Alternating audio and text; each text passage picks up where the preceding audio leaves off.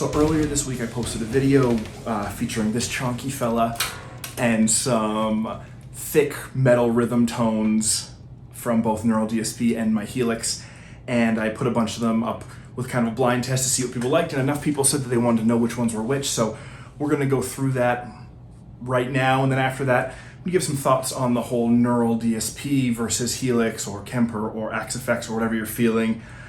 Just kind of some thoughts that came to my mind about it, and they might be valuable to someone, they might not be. I don't really know. I'm going to put this big fat boy away, even though he's still great. I'm going to hold this one because it's prettier. Pretty. Anyway, let's get to it. Tone number 1, which sounds like this.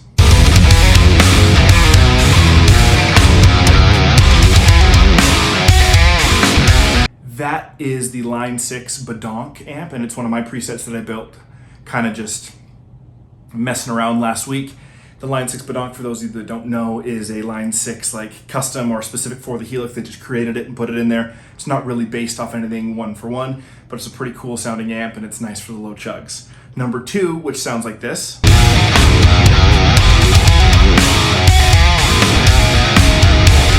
Was the Fortin Nameless suite. It's one of the artist presets in there. I liked it a lot. It's really cool. It was one of the ones that kind of originally I wanted to sound my Helix to kind of sound like. I couldn't quite nail it, but yeah, I thought it was great. Number 3 was the Fortin Cali, and it sounds like this.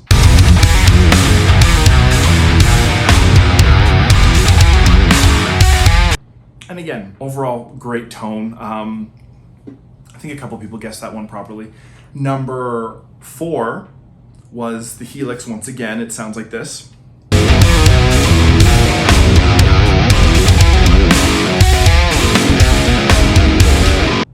And that one's using the Rev model that came in the 3.0 update. And that patch specifically, I think I took the stock patch that came with all the new artist patches in 3.0. I took the Bulb Rhythm preset, which I think is Misha Mansour's preset that was either inspired by him or he worked on it. I don't really know how it works.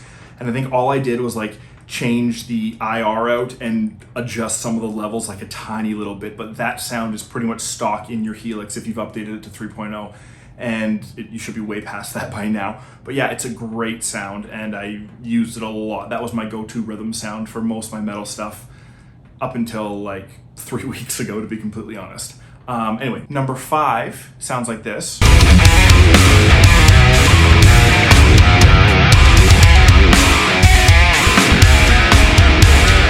Which is, once again, that's the Helix. That's a couple Diezel amps, and I kind of came up with that tone. I was listening to a mixing video of the guys working on the Era guitar tones from their self-titled. If you haven't listened to Era, they're like amazing in that. The technical genty, that's pretty much Era. It's super sick. And I saw them using, I think, STL tones, and they were modeling a Diezel amp, and it sounded awesome. So I'm like, I'm gonna try to get that off my Helix. Not quite there with the Era stuff, but that's the patch that I still I liked it a lot, and that's what I've been using in some of my other metal stuff. Yeah, I enjoy that one a lot. That's the Helix. And then leaves us to number 6, which sounds like this.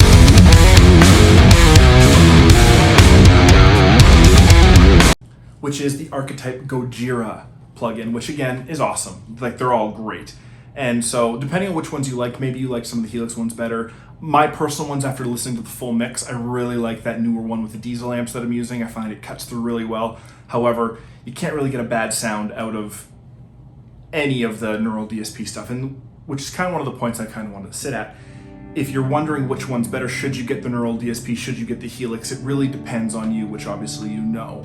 The Neural DSP stuff is incredible right off the gate. Like, all the artist presets, you can noodle around a little bit with them, but like really all the artist presets in every single one of their plugins is awesome. Some of them are pretty niche depending on what you're looking for, but you're not gonna get a bad sound out of them. They're set, they're ready to go. The Helix, on the other hand, if you like tweaking, if you like spending a lot of time, you can get fantastic tones.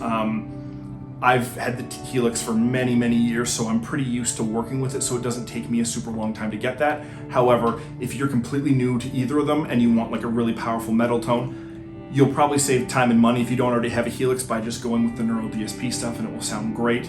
If you want something great out of the box, if you don't really want to tweak endlessly, the Neural DSP stuff is amazing, and it is cheaper than the Helix or Helix Native if you don't already have a Helix. However, if you already have the Helix and you like tweaking, and you're thinking, do I need the Neural DSP to get me to like the next level of musicality?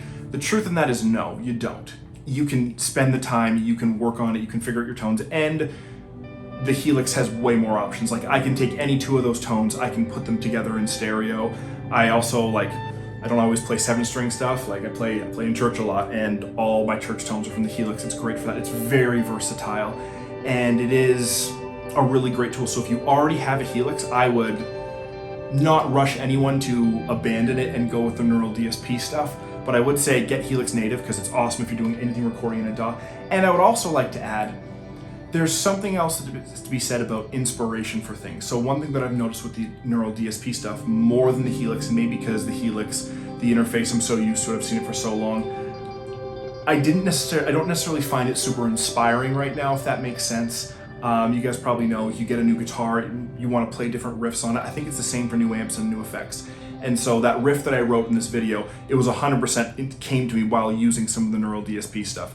I think that the Neural stuff is set up in a way that it does draw out different styles of play because it looks different, it sounds different, it's a totally different vibe. So I will have to give it that, like, if you've never tried the Neural DSP stuff and like your hardcore Helix, you're really not doing yourself justice if you don't at least try the free trials, because they are awesome and you never know what sort of really cool stuff you're gonna pull out. Like, I'm a Helix guy for all my live stuff. That said, I use the Archetyoe Rabea almost every day because I don't only do the 7-string chug stuff. There's amazing sounds, there's a lot of really inspiring sounds in there, and I found that in literally every single one of the Neural DSP ones that I picked up. I found something, or at least that I trialed, I found something that brought out a different style of playing in me, and I think that could be because it's new and it's novel, and the Helix is not new and novel to me anymore. That said, when it comes for getting sounds, if you put the time in, you can get great sounds out of anything, whether it's Helix, like, and everything I said about Helix would go the same for, I think, the Axe Effects. I think they've got a native plugin. If they don't, I don't know. Same with the Kemper and the modeling and all that stuff. If you want to tweak, you can get amazing tones out of them. If you want something that's amazing out of the box, the Neural DSP stuff is fantastic. That's kind of my 2 cents. And I think as far as like inspiring tones, like, you pick up the Tim Henson archetype or the Rabea stuff or some of the John Petrucci things that are a little bit different, they can bring out cool parts in your playing. So if you're in a rut and you're like listening to the same tones over and over again, I would at that point, yeah, I would say look into one of the Neural DSP things if you're a Helix person.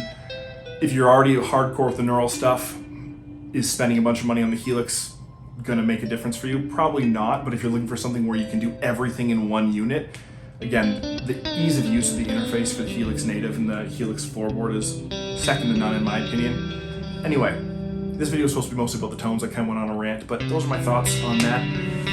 Maybe I'll loop some playing of this beautiful guitar over top. I just got a memory on Facebook that it's 2 years today that I picked this thing up, and it is my favoriteest guitar. But that is all for now, and yeah, bye-bye. Oh, also, if you want any of the Helix patches that I used, shoot me a message on Facebook or leave a comment on YouTube, and I will send them to you. I can't send you the IRs because they're the ML Sound Lab stuff, and they're great, and I'll put a link to their stuff in the description as well because their IRs are amazing. Even their free ones, like their best IR in the world, I've used it for a ton of things. But yeah, if you want any of these Helix patches, just let me know, and I'll send them to you. Yeah.